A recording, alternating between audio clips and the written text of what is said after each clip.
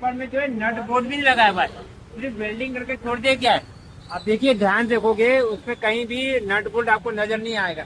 अब ये इस तरह से जो है ये लोहे का जो है टोकन लगाया जाता है जिसमें भारी वाहन ना गुजरे।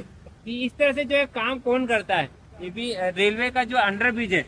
अब देखिए पूरा जो रास्ता आप देखोगे लोहे की रेलिंग उखड़ गई है, वो खदड़ खदड़ आवाज कर रहा है अलग, और बीच में जो है गड्ढे हो गए। किस तरह का मटेरियल यूज करते हैं, यहाँ रेती गिराई जाती है, यहाँ सीमेंट गिराया जाता है, यहाँ गिट्टी गिराई जाती है, मैनोवर तक के यहाँ से जो रास्ता ब्लॉक कर दिया जाता है। लेकिन आप देखोगे किस तरह से काम किया जाता है।